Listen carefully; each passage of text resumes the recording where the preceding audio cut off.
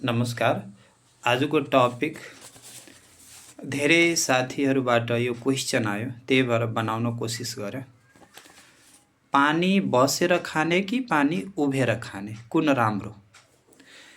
यसको बारेमा अध्ययन गर्दै जाँदाखेरि विभिन्न गाइडलाइनमा खोज्दाखेरि जसरी WHO, CDC, AMA, ACG, AND, APS यति गाइडलाइनमा खोज्दाखेरि सबैको समग्र रूपमा तर्क एउटै छ। त्यो के छ भन्दाखेरि पानी हामी बसेर खाऊ उभेर खाऊ त्यसले खासै प्रभाव गर्दैन। प्रभाव केले गर्छ? पोस्चरले केही प्रभाव पार्दैन, तर कुनै कुनै व्यक्तिमा रेयर केसमा त्यसलाई राम्रोसँग पाचन नहुन सक्छ। पेटमा केही साना साना समस्या जसरी पेट फुल्ने, खाना नपच्ने यस्ता साना समस्याहरू कुनै कुनै व्यक्तिमा देखिन सक्छ। तर समग्रलाई हेर्दाखेरि मेडिकल साइन्समा यो क्लियर गरिदिएछ कि पानी पोस्चरले होइन, पानी हाम्रो खाने तरिकामा भर पर्छ।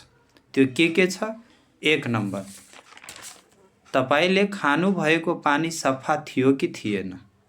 नम्बर 2, तपाईले पानी खाँदाखेरि छिटो छिटो खानुभयो कि बिस्तारै खानुभयो। नम्बर 3, तपाईले पानी खाँदाखेरि धेरै मात्रामा एकैचोटि खाइदिनु भयो कि थोरै थोरै खानुभयो। नम्बर 4, तपाईले पानी खाँदाखेरि विभिन्न चिसो ड्रिङ्कहरू पनि खानुभयो कि प्लेन पानी खानुभयो। यसले ठुलो प्रभाव पार्छ। अर्को, ट्रेडिसनल बिलिफहरूमा केही फरक कुरा पनि दिएको छ। त्यो के छ भन्दाखेरि जोर्नीको समस्या आउने, पेटको समस्या आउने, किडनीको समस्या आउने, यस्ता थुप्रै समस्याको चर्चा पनि गरेको छ। तर मेडिकल साइन्सले के भन्छ? यी सबै कुरा ट्रेडिसनल बिलिफमा छ, हाम्रो कल्चर बिलिफमा छ, तर मेडिकल साइन्समा यसको कुनै एभिडेन्स भेटिएको छैन। र धेरै जसो गाइडलाइनहरूले त यसको बारेमा अहिलेसम्म कुनै एउटा स्टेटमेन्ट निकाल्नु भएको छैन। र केही मेडिकल एभिडेन्सले त्यही भनेको छ कि साना साना समस्या त्यो पनि कसैलाई रेयरमा हुन सक्छ। अर्को कुरा, कति पानी खाने? त यो कुरा 2 तरिकाले हामी बुझ्न सक्छौँ। यदि हामीले अहिले जति पानी खाइरहेको छौँ त्यतिमा यदि हाम्रो कुनै पनि शरीरमा समस्या देखिरहेको छैन, जसरी पिसाबमा समस्या आइरहेको छैन, पोल्ने, कलर चेन्ज हुने, यस्ता हाम्रो बडीमा कुनै समस्या देखिरहेको छैन भने हाम्रो लागि त्यो पानी उपयुक्त हो।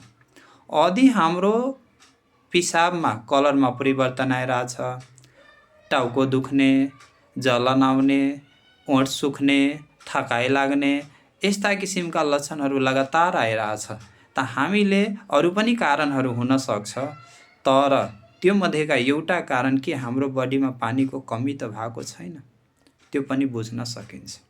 अर्को कुरा, अमेरिकन सोसाइटीले के भन्छ? 30 देखि 35 ml अफ बडी वेट लाई कल्कुलेट गरेर हामीले पानी खान सक्छौँ। त्यो पनि एउटा बेस्ट तरिका छ। 30 देखि 35 ml भनेको के भयो कि जुन व्यक्तिको जति वजन छ त्यति इन्टु 30 देखि 35 ml, र त्यो तरिकाले पनि हामी त्यति लिटर खाँदा हुन्छ। त्यो पनि तरिका छ। धन्यवाद। यो भिडियो कस्तो लाग्यो प्रतिक्रिया दिनु होला। धन्यवाद।